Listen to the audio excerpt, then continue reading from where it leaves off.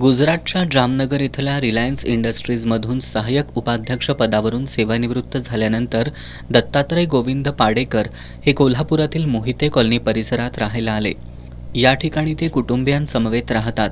24 मे रोजी पाडेकर यांच्या मोबाईलवर संपर्क साधत एका व्यक्तीनं त्यांच्या बँक खात्याची आणि मालमत्तेची सविस्तर माहिती घेतली. एका व्यक्तीनं सतत 4 दिवस पाडेकर यांच्याशी संपर्क साधून आपण देशविघातक संघटनेला अर्थपुरवठा करत असल्यानं आपल्याला अटक होऊ शकते अशी भीती घालून पाडेकर यांच्या बँक खात्यातील 7,86,00,000 रुपये RTGSद्वारे वेगवेगळ्या 16 बँक अकाउंटवर ट्रान्स्फर करून घेतले.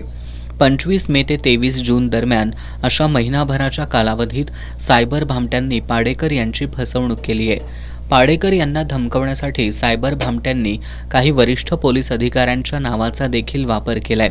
या प्रकरणी पाडेकर यांच्या फिर्यादीवरून अज्ञाताविरोधात जुना राजवाडा पोलिसात शुक्रवारी रात्री उशिरा गुन्हा दाखल करण्यात आला होता. पोलिसांकडून सायबर शाखेच्या मदतीनं या गुन्ह्याचा तपास सुरू असून पोलिसांची विविध पथकं तपासासाठी रवाना करण्यात आली आहेत.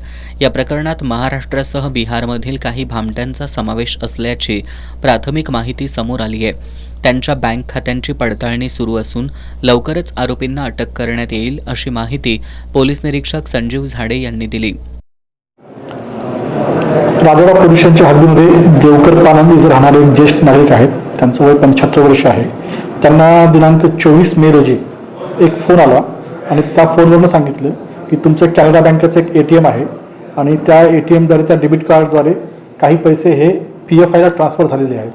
तुमचे टेरर फंडिंग याखाली तुम्हाला अटक करीत आहोत असं सांगितलं.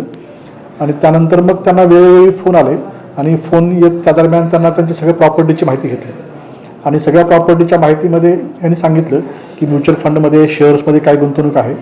आणि मग त्यांनी सांगितलं की तुमच्या सगळ्या पैसे जे आहेत त्याचं आम्हाला इन्स्पेक्शन करायचं आहे, त्यामुळे सगळे पैसे तुम्ही आमच्या अकाउंटला ट्रान्सफर करा. मग या फिर्यादीने शेअर मार्केटमध्ये त्यांचे जे गुंतवलेले पैसे होते, म्युच्युअल फंडातले पैसे, फिक्स्ड डिपॉझिटचे पैसे आणि त्यांच्या बँकेत असलेले पैसे, असे सर्व पैसे टोटल 7,86,00,000 रुपये हे आरोपींनी दिलेल्या वेगवेगळ्या 16 अकाउंटला त्यांनी ट्रान्सफर केलेले आहेत. ते 16 अकाउंट जे आहेत ते 5 बँकांची मिळून आहेत. आम्ही त्या बँकांचे डिटेल्स घेऊन तपास करीत आहोत आणि त्याच पद्धतीनं जे वेगवेगळ्या मोबाईल नंबरवर कॉल आले होते त्यांचा ॲनालिसिस करीत आहोत. दरम्यान सूत्रांनी दिलेल्या माहितीनुसार पाडेकर यांची फसवणूक करणाऱ्या काही संशयित सायबर भामट्यांपर्यंत पोहोचण्यात पोलिसांना यश आलंय. काही संशयित दिल्ली आणि इतरत्र वेगवेगळ्या राज्यात असल्याची माहिती समोर आली आहे.